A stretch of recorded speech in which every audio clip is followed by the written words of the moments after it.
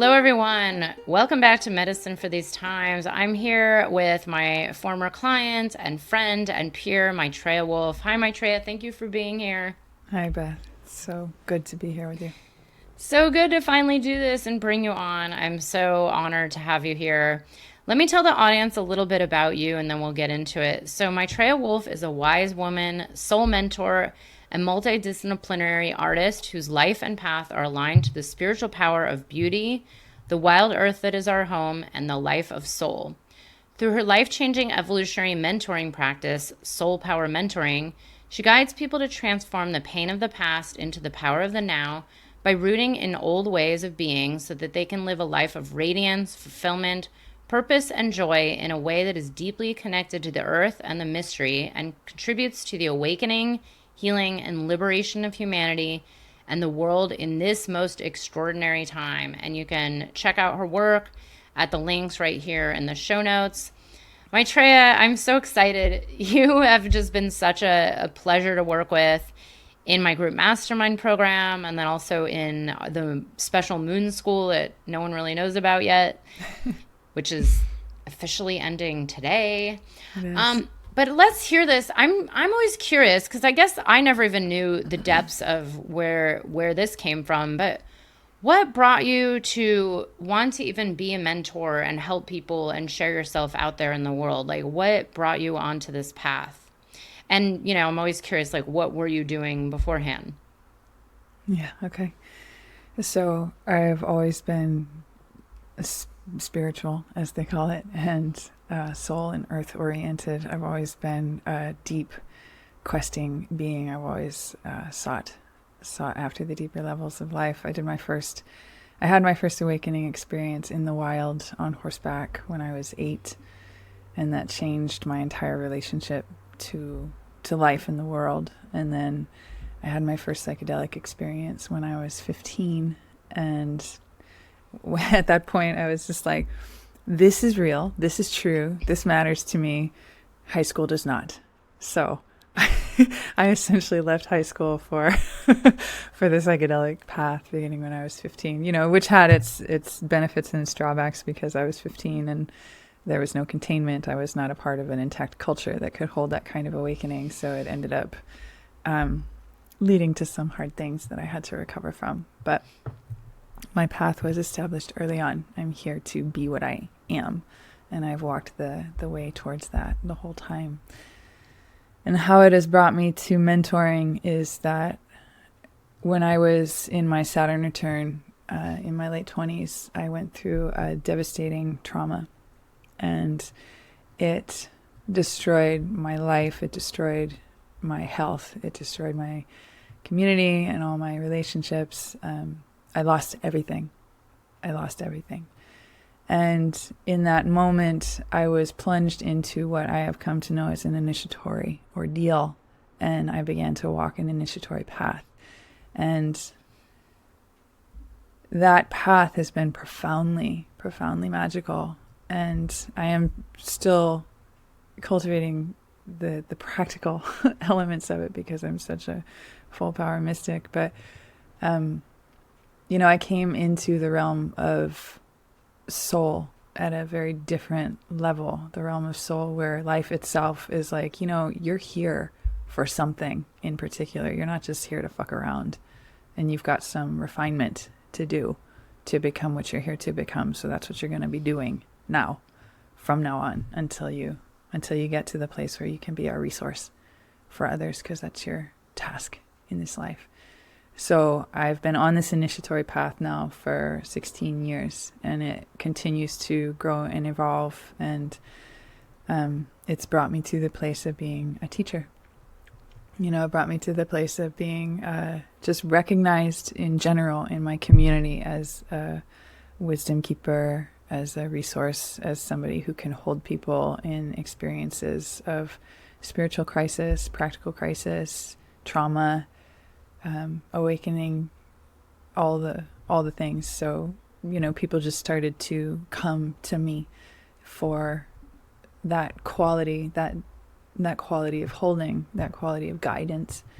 And it started to form itself into the path of teaching. So then I was like, wow, okay, teaching, God. I was always really hesitant about it because I'm like, the coaching industry is just such a shit show. And there's so many people out there who are like, I'm a coach and I'm going to tell you how to live a good life. And then I'm like, I saw you at the grocery store with your girlfriend. I don't want to learn from you. God bless. Like, everybody has their way. But I'm just like, I see a lot of people out there who should not be trying to guide others because they're just not sufficiently integrated. And I was very concerned. I was just very hesitant. I was like, I just feel like I have so much farther to go. And the Spirit was like, no, just start. All you have to do is love. All you have to do is be true. All you have to do is be humble. And all you have to do is show up.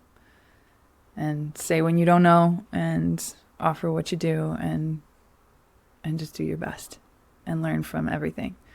So I started, and it's been an incredible path. And before this, you asked what I had been doing before this. I was a tattooist for 15 years. So I did ritual tattoo art. So I created rites of passage for people with ritual tattooing at the core.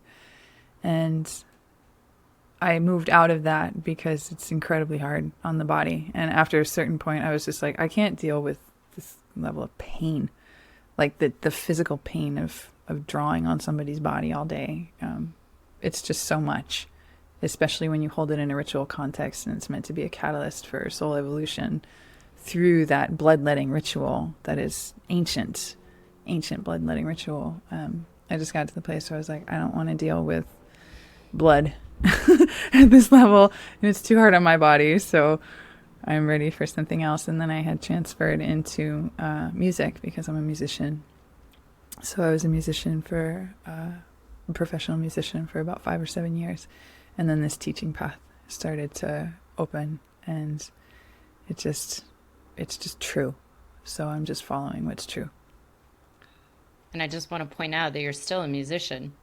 Correct. I am still a musician. I still perform, but I had let performing go for a couple of years. But yeah, I still perform. I create ritual concerts. You can tell all my business is all ritual. It's all about that ritual process. But I create gorgeous ritual concerts, and I'm in the process of making a new album, and it's ongoing. Yeah.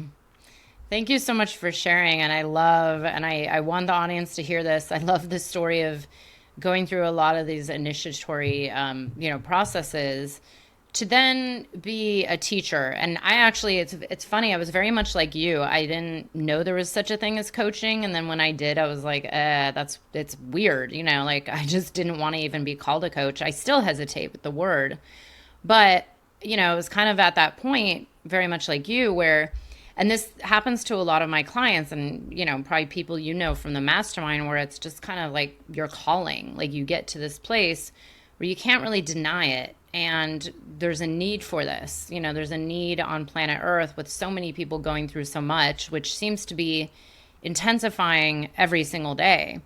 And I always say, I don't know how people live right now without having support from each other, from someone, someone holding that space, especially at the depth of the kind of work that you do, like deep trauma or, spiritual emergence or a crisis of sorts. I mean, these crises, which essentially we're going through that on a large scale on the whole planet, these are initiations for our soul's evolution. And it's definitely hard to do it alone.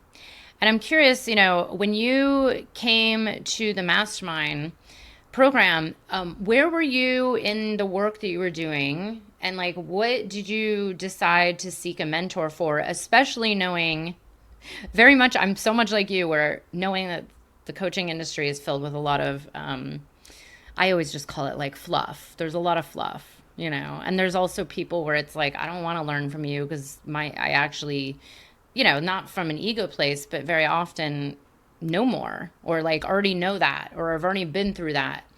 But I'm curious, like, why did you decide this Mastermind program, and what was going on in your business and your life at that time? At the time, I had been already teaching and mentoring for a couple of years, very inconsistently. I had been through a chronic illness that changed the terrain of my possibility. So I wasn't capable of maintaining consistent output in the way that creating a business takes, and nor did I have the practical consciousness of, what does it mean to make a practice. Like, I'm making a practice without a degree. It's easy if you go to college and you get your PhD and you do whatever, and then you go and you get in Psychology Today, or you get in whatever listing and you have an office, and bam, it's like, it's done. People will find you. But when I'm coming, like, my PhD is my life, and I'm offering everything that I've harvested and cultivated in my life as a gift to anybody who needs help walking in a good way, then I was like, I don't really know. I don't know how to do this. I don't know what to say. I don't know where to say it. I don't know how to be like, I'm here to help, other than just to tell people. And I wanted to expand my scope of influence. I wanted to be able to touch more people, because I felt like the initiatory lens that I carry on trauma and on the evolutionary path is so unique, and it's so beneficial to me. I recognize its benefit in my own life, and I wanted to share it with as many people as possible. And so I needed to find a way to expand my scope and to create some consistency in that, in a way that actually honors the rhythms of who I am. And I can't be in constant output. So I had a lot to learn. And I started looking. I did an SBDC course, a Small Business Development Council course, which was excellent. It was really just amazing. That is an amazing resource, the SBDC. And I went through and I had lots of information, and I was like, great, but there's some like spiritual, psychological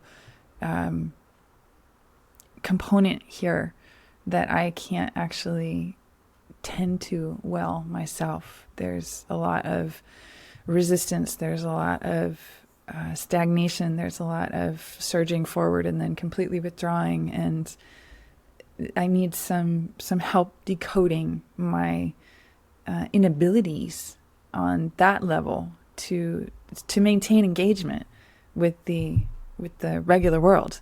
I need help navigating that. And so I just started to have the idea that I was like, I need like a spiritual business coach. I need a business coach, but I need somebody who's going to help me like break through some of my stuff, like see the things I can't see and get through the things I can't get through. Because it's not just the information. It's not just that I need to learn marketing. There's something in my way, and I don't know how to take it apart myself. And I'm not a person who goes to external help first. I do my work myself, and like with teachers or with psychedelics or with anything else, I don't go looking for help until I've done everything I think I can do. And then I was like, okay, well, I'm not getting where I want to go, so I'm going to go look for some help. And I put in spiritual business coach, and whoever your SEO wizard is, kicks ass, because you were the first one that came up. And I was like, oh, so check out your website. And I'm, honestly, I was just like, oh God, it's another coach with all the fonts and fucking graphics and all the bullshit. But you also looked like somebody in my community, so there was a sense of resonance there.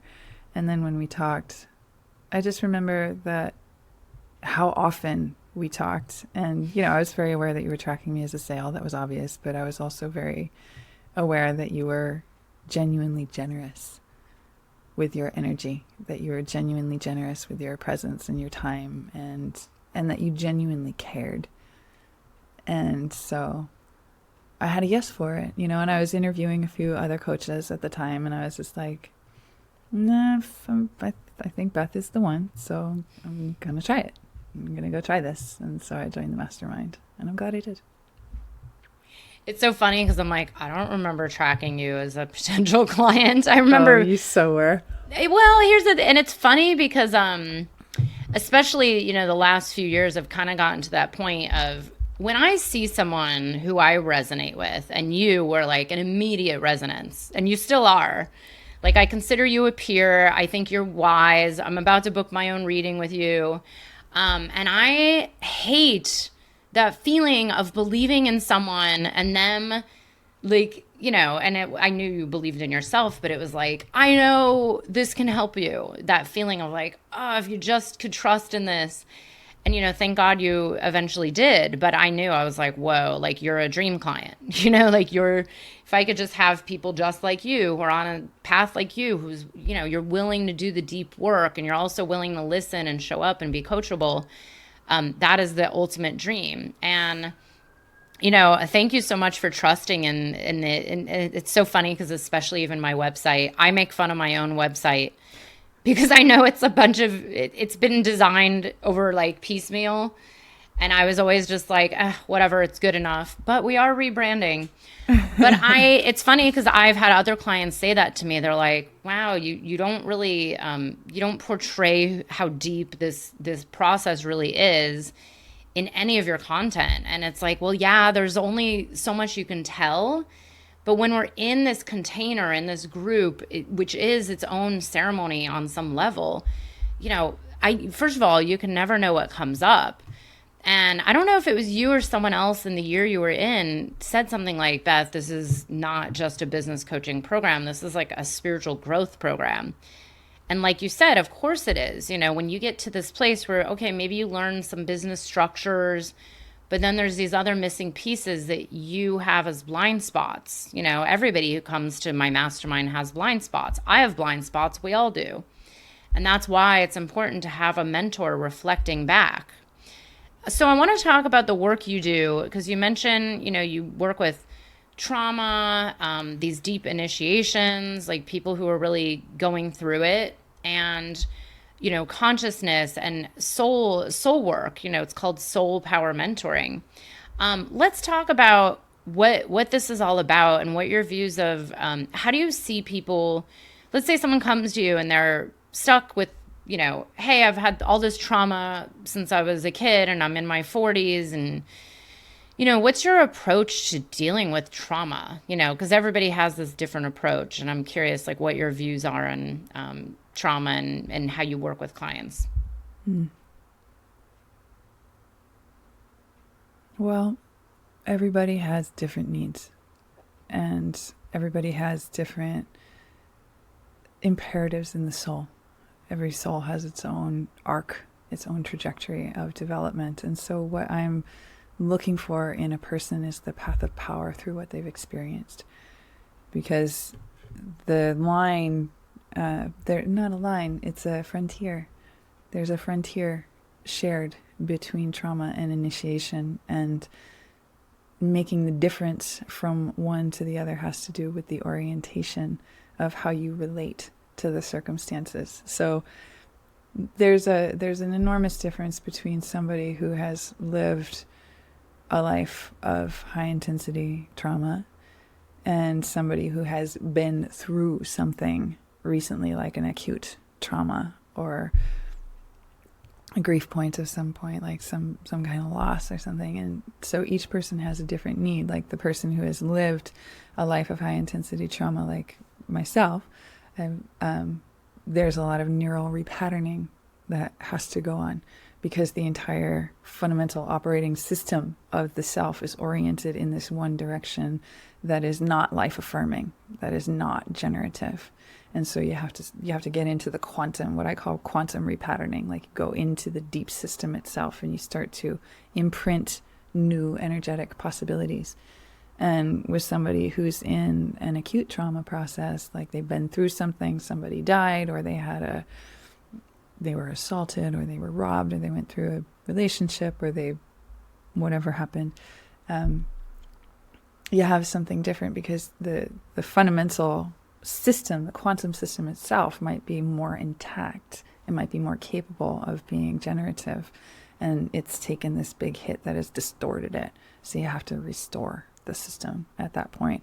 And it's just different. It depends on what the student, I call them students, what the student arrives with, what they present with. So I have an enormous array of tools, I've got ancient ways, I've got new ways, I've got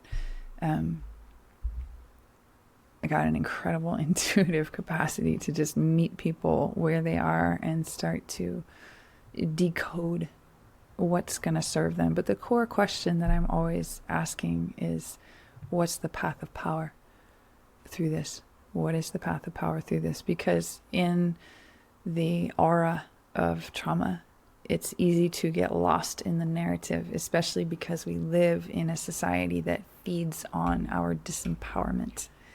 And the healing professions can often focus on the wound to the exclusion of the possibility of healing, which comes from the Greek word holos, which means to make whole. And essentially that's what healing is doing, is you're endeavoring to make yourself a whole and coherent energy system again, so that you can become radiant with your particular allotment of source energy that is the thing that you are. Is this making sense? Yes. Okay, great. So a lot of what I do is nervous system regulation, because when you're dealing with trauma or grief, or you're in a spiritual crisis, people come to us in some state of distress. There's some state of distress, and they need to ameliorate that distress in some way so that they can begin to harvest the juice from it, harvest the nectar from it. So, first things first, we're learning very basic techniques, like meditation is the core of my work. You got to learn how to be right here, especially if this is going berserk. You have to learn how to be right here, right here, right here. Where is right here? And not just here, but down here. I'm very much into the roots. I want people in their bodies. I want people in the earth, because the earth holds us. She regulates us. And part of the comprehensive insanity of the modern world is dissociation from the earth. So I have a lot to do with bringing people into the deep realms of the self and bringing people into the earth so that they can start to source from their own greater pool of capacity, and so that they can also start to source from the earth, and they're not trying to hold themselves inside of this madness that is modern society and the modern the modern peril that we all have lived inside of all our lives. They're not trying to just hold themselves and be okay. It's like, let something bigger than you hold you, and that will open you to your own greater capacity. And then you will begin to be able to find the path of power through this. You'll be able to find the healing gift inside of this, whatever it is, if it's just discomfort or if it's all the way to devastation. Like when I went through the trauma that I went through, I was all the way to devastation. I was at the suicidal level. I would never have done it. I wouldn't do that to my mom, but like if I could take off my skin, just like, okay, I'm done with that one, I want a new one. I would have done it then. And I didn't have help at that point. I did not have help. I did not have resources. I did not have somebody holding me. I did not have people. I had me, and I had the earth. And what I found was my soul and my belonging in the wild mystery. And so I suffered for the isolation that I was in. I came to a state of extreme isolation, injury, which is a real thing, because this rugged individualism thing that has everybody like trying to put on a pretty face while they're fucking imploding in a paroxysm of agony inside. This is one of the pathologies of the modern world, is that you keep showing up looking good while you're dying inside. And it's like, no, don't do that. Don't lie to yourself, and don't lie to other people. Actually be where you are, because there's a magic trying to happen, and it can't happen if you're trying to keep everything together. I feel like I'm kind of diverging into many streams, but it essentially comes down to I meet people wherever they are and start to take care of them. Just take care of the nervous system, because when you're in trauma, there's a shattering that's happened. You need to be nurtured. You need something soft to hold you. You need wings and fur to hold you. You need the soil and the sunlight to hold you. And you need somebody to say, I see you. I see you. I see you. I love you. And I'm here. And then I start to look for the path of power. Like, what is being shown to you? And the initiatory principle itself, which is the core of my own life and the core of a lot of my work, the initiatory principle itself is asking what greater capacity within me can meet this in a life-giving way. So life has just reached past the capacity that I live inside of, right? In a trauma, in a initiatory portal, life has just reached past the capacity that I live inside of. And only by bringing forth something greater within myself can I actually meet this in a life-giving way and be made greater for it. And by greater, I don't mean bigger. I mean more integrated and more radiant with life force. Hey everyone, just a quick break to remind you that the True Path Entrepreneur Group Mastermind program is open for enrollment now. We start at the beginning of 2024 in January, but we are starting to take applications now. If you'd like to learn more, you can check out the Mastermind webpage on my site at bethaweinstein.com/mastermind. This is a 12-month group community-oriented mastermind program where you learn how to start, grow, and get clients in your business so that you can help more people, make a difference in the world, and do work that you absolutely love. This mastermind program is designed for new and early stage coaches, healers, psychedelic entrepreneurs, therapists, and anybody who wants to do transformational work in the world and wants to learn the exact steps you need to know to grow your business to the next level, to be able to share your unique medicine and make a difference in the world. So again, that's bethaweinstein.com/mastermind. The True Path Entrepreneur Group Business Coaching Mastermind Program is open now. So beautiful. I love, no, this is great. I was just talking to someone, what day is today? Was it yesterday or last week? I've done a lot of interviews this last week about trauma and turning it into power versus, like you said, so much of our society likes, seems to want people disempowered, including kind of what I would call like the older paradigm of psychology of like, just constantly rehashing your same trauma story over and over for 20, 30 years. I went through that and I was like, well, why have I been in therapy since I was a teenager and nothing's changing until, I got certain mentors that were working in the nervous system level, the somatic level, the integration, like on the soul level. And that's when reality started to change and these traumas like healed and really turned it into power. Yeah. Because I think, and I've been talking about this and I've interviewed some people as well, is that if we keep, using our trauma as this disempowering story that keeps us maybe like from doing what we want to do, like I literally know someone who's never worked, who just was like, oh, I don't make money because of my trauma. But then she's kind of suffering a lot, and then there's everything you talk to her, it always leads back to the trauma. And it's like, 48 years old and it's the story of trauma has dominated her life. And it's like, well, that's really disempowering. What if you rewrite the story and actually get to then rewrite your whole life and choose, like you said, this path of power?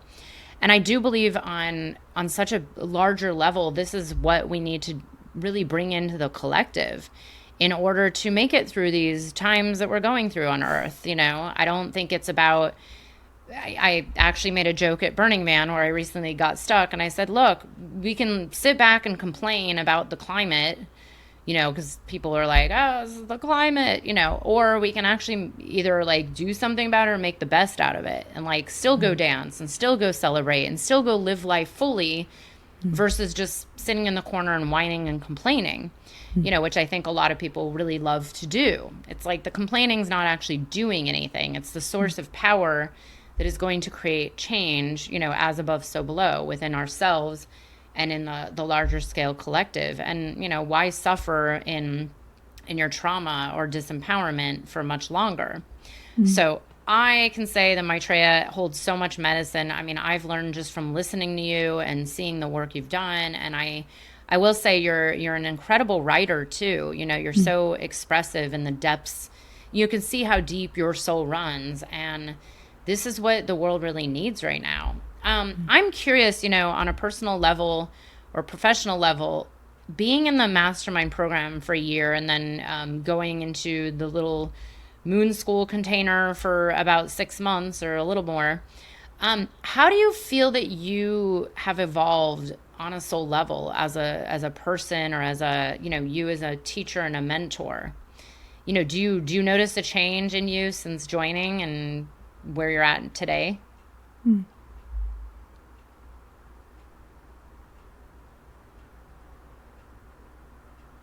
Yeah, absolutely. I would say that one of the messages I've taken from you and your teachings specifically, is that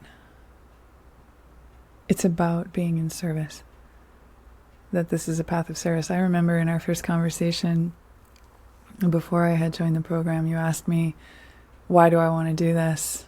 And I don't remember what I said, but you were like, you know, if you don't feel like this is your calling, then you should go get a job. Because this is not easy, and people need help.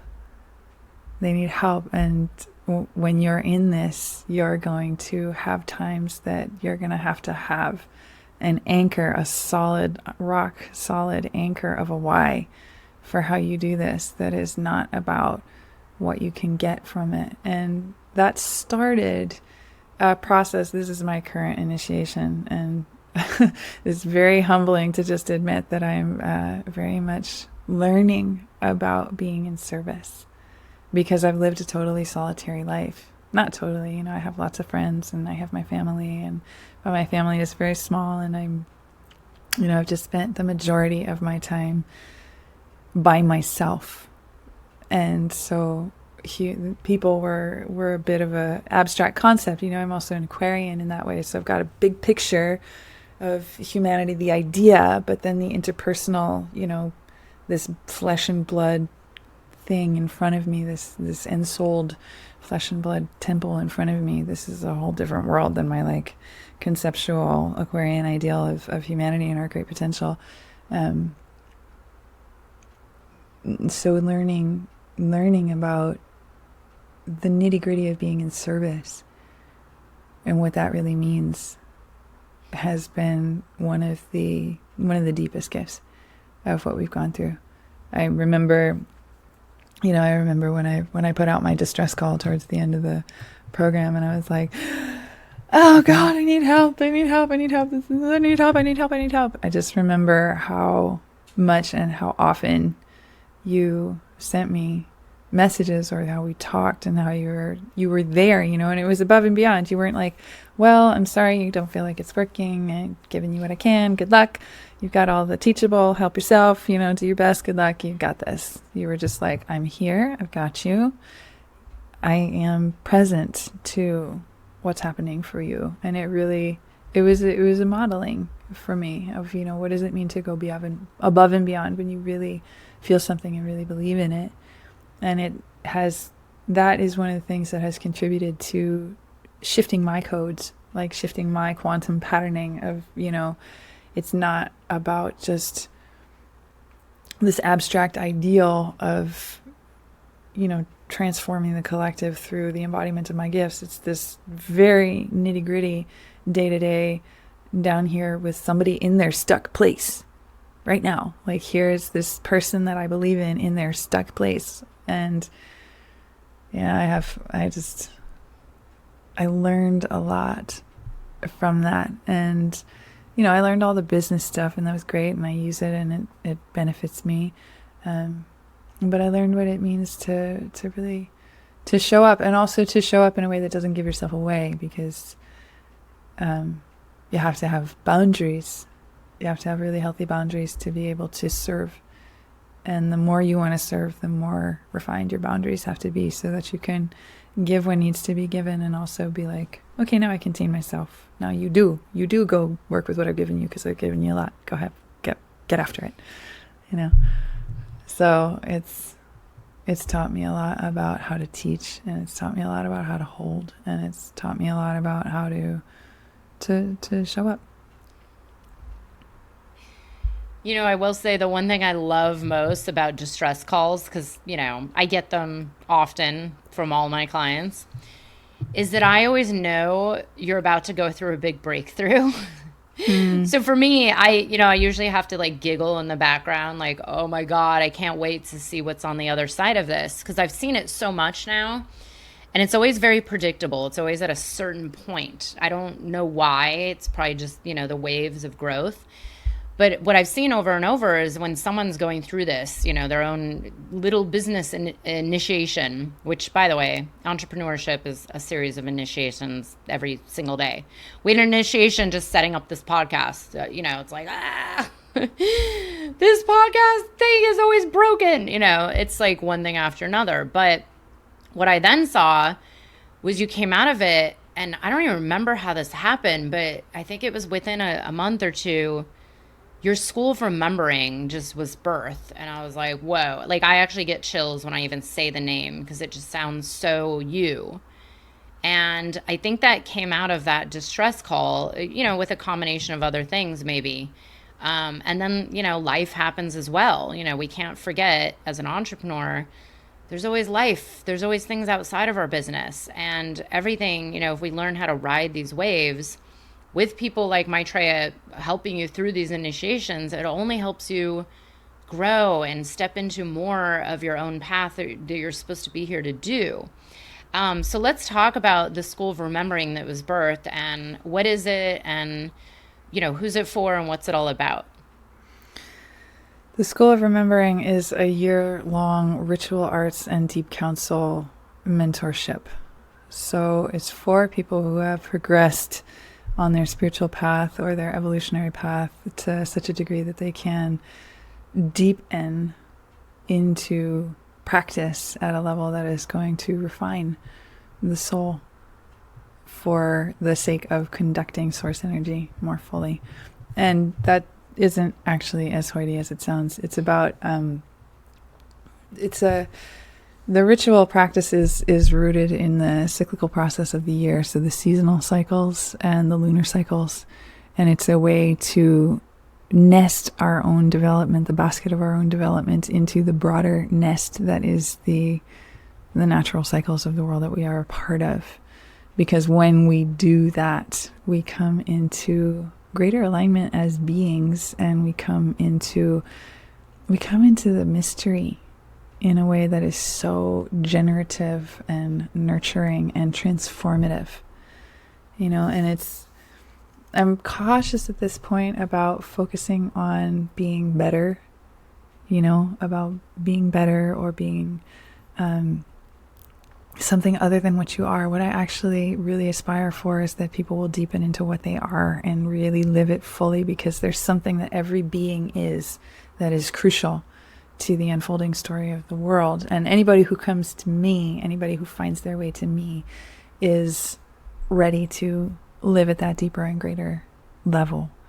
And it's about humility. It's not about grandiosity. It's not about, you know, making big rituals and taking pictures and putting it on the internet. It's about creating a deeper relationship with the mystery so that you can be a more integrated person, so that you can be a greater resource for the process that we're all in here.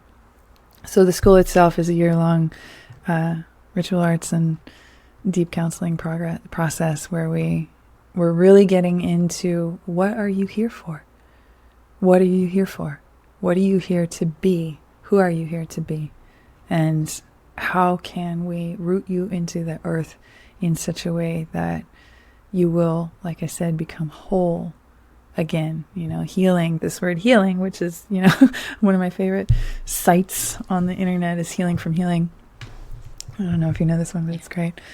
But it's about getting over the healing paradigm. But healing actually comes from the Greek word holos, which means to make whole. And when we make ourselves whole, then we can actually conduct life force more clearly, and life can get on with itself more beautifully through us.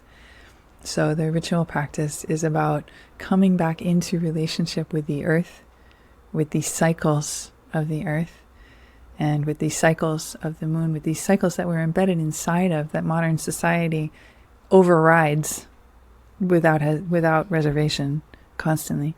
And it makes us crazy, so it's a way of bringing ourselves back to sanity and bringing ourselves back to coherence as beings, bringing ourselves back to power. And the power thing, because I talk about this a lot, I'm going to clarify. Power is not about over, there's power over and there's power from within. And what I'm endeavoring to cultivate in people and in myself is power from within, so that we can live and give our gifts in the most life-giving way possible, because it's needed right now. And I want to do it in relationship with the earth, because that's the reality of our lives. And the earth is just this miraculous, brilliant jewel of a place. And our dissociation from the earth is part of our own insanity. And it's the only reason that modern industrial capitalism can exist, is that people are dissociated from the earth. So I want to get people reassociated with the earth through ritual practice in relation with the cycles, because something wakes up in us when we do that, when we celebrate. I follow the Celtic pagan wheel of the year because that's my lineage. And so, we celebrate the pastoral holy days and we celebrate the celestial holy days. So we celebrate, equinox, solstice, Beltane, Lammas, all these different things. There's 8 throughout the course of the year that we honor, and each one represents a different threshold that we cross. And that threshold is significant in the world around us, and it's also significant to us. So, in the beginning of the program, we get really clear about, as clear as you can get at the beginning of a journey, because the journey is going to reveal so much along the way. But you get as clear as you can about, what are you here for? What are you endeavoring towards in your life? And what is your greater coherence as a being? If that makes sense. This is just my way of speaking and thinking. But you get clear on that as clear as you can, and then you start to ritualize it through the wheel of the year and through the lunar cycles. So, the school is about, you cultivate your daily practice, your weekly practice, your monthly practice, and your yearly practices. And for each of these layers, you're in practice, you're in ritual practice. And it awakens you. And it's a way to get out of the myopic obsession with my own life and my own story and my own this and my own that and my da.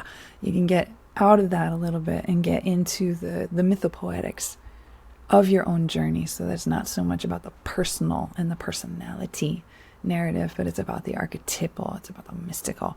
And then you come into communion with the earth, and then something wakes up in you that catalyzes that essential quality of stewardship that is at the heart of the human. Because one of the things I think about with people is that people, and I've mused on this for years, people are not actually biologically imperative to the world. This is one of the most fascinating things. We're the keystone species on the planet right now, but we're not biologically imperative to the world in any way.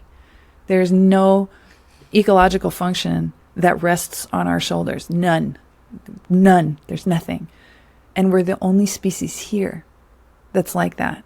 And I won't get into my whole cosmology about why that is, because we'll just shelve that for now. But the fact that puts you in the place of like, well, how do we relate then? How do we relate in a way that is beautiful?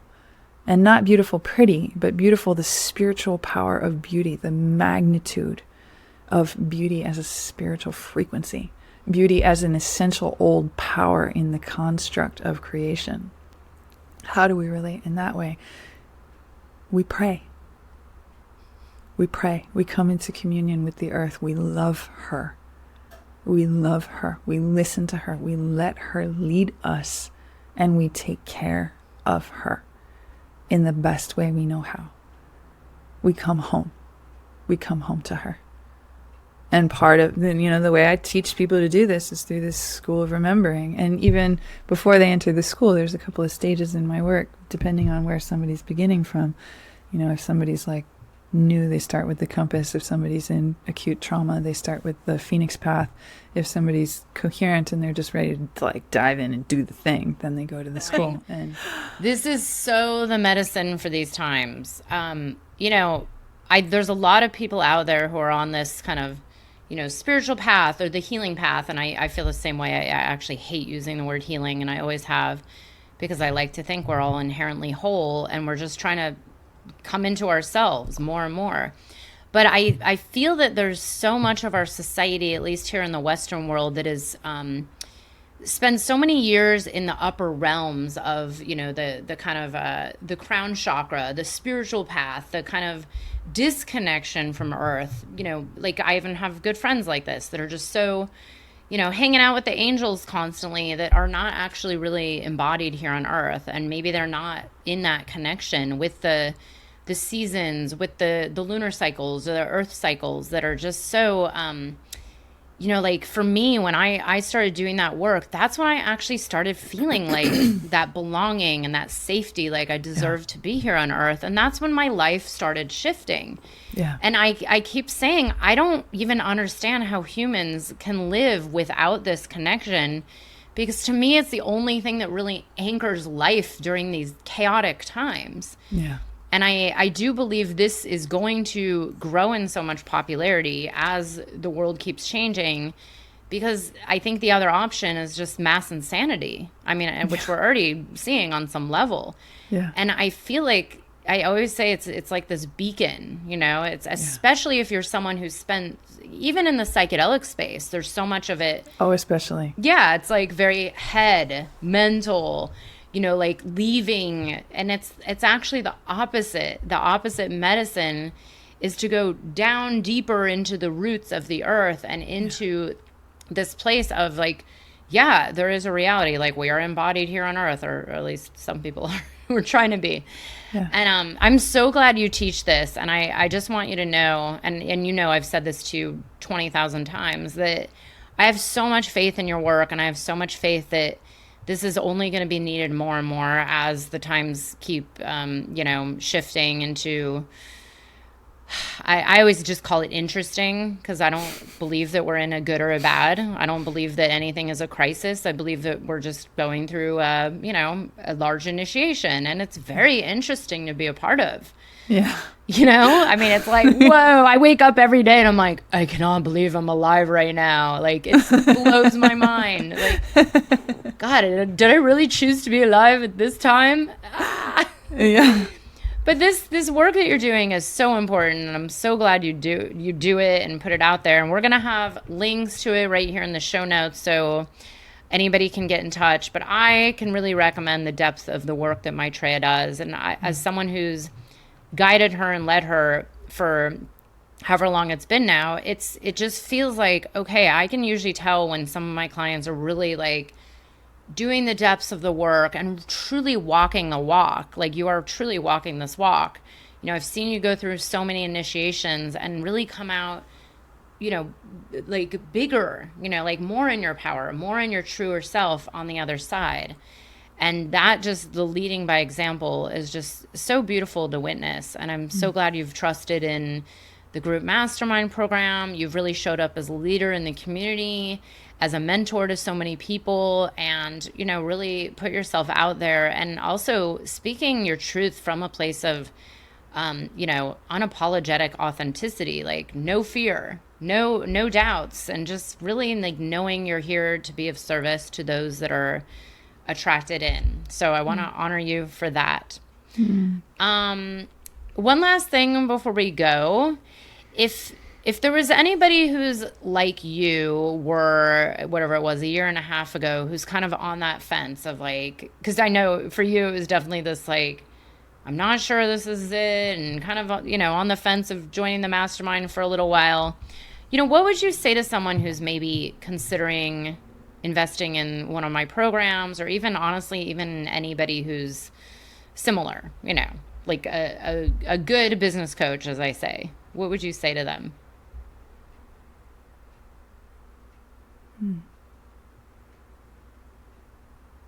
I'd say the mind can't make the decision. There's a knowing. And the knowing might lead you into something that isn't what you think that you're getting. But if there's a knowing there, that you listen more deeply than hear, because I was definitely in the like, I need more info, I need more data, I need more testimonials, I need more, I know I want to see the curriculum, all this stuff, And that's all legitimate. You should always vet. If you're going to invest in an expensive program that's going to be a year of your life, if you're going to endow the cultivation of your path, if you're going to invite somebody else to participate in the cultivation of your path, then yeah, do your due diligence. Do all that mental exploring, but then listen to the heart and listen to the soul and really listen to the deep self about, is this a yes? Because that's where my yes came from. And there are things that I loved about the program and things that I didn't, which would be true about anything that you did, anywhere, in any direction. But I can say with whole heart that I'm really glad that I did it. And it was my deep yes that took me there. It wasn't my mind. It wasn't my mind being like, okay, I have all the data to say this is the better choice than this. It was like, I have the knowing in my heart that this is right for me. And if you say yes to it and it doesn't work, you can leave it. It's okay. You just follow the deeper guidance, because that deeper guidance comes from a deeper place. They call it the higher self. I don't like to call it the higher self. I call it the deeper self. The greater self, the soul. The soul has its own imperatives for growth. And when you can learn to listen at that level, then even if it takes you places where you're like, where the fuck are we right now? You can recognize, oh, I'm evolving. This is a part of the path. Even if it's a part of the path that, is quote unquote negative, is working in the negative, it's still like, how does this benefit me? Oh, it benefits me this way. Okay, this is needed. I see. And yeah, so for anyone making any big decision, any investment with any teacher, me, you, anyone, I always say, like, listen to the soul. Listen to the soul. The soul knows. The soul knows what's going to serve you to move along your path. And listen to the soul and walk the journey and just see where it goes. And you can always make a new decision later. If something doesn't feel good, you can always change directions. So just let your soul guide you and show up for it. Beautiful. Yeah. Thank you so much. Well, I want everyone to know we'll have all the links to Maitreya's work right here in the show notes, and check out her School of Remembering and her other offerings. I cannot recommend her enough. And Maitreya, again, I just want to thank you so much for being here, for sharing your unique medicine with the world, for, unapologetically putting yourself out there to be of service during these interesting times that we're in. It was so good to have you here on Medicine for These Times. Thank you, Beth. It's so good to be here.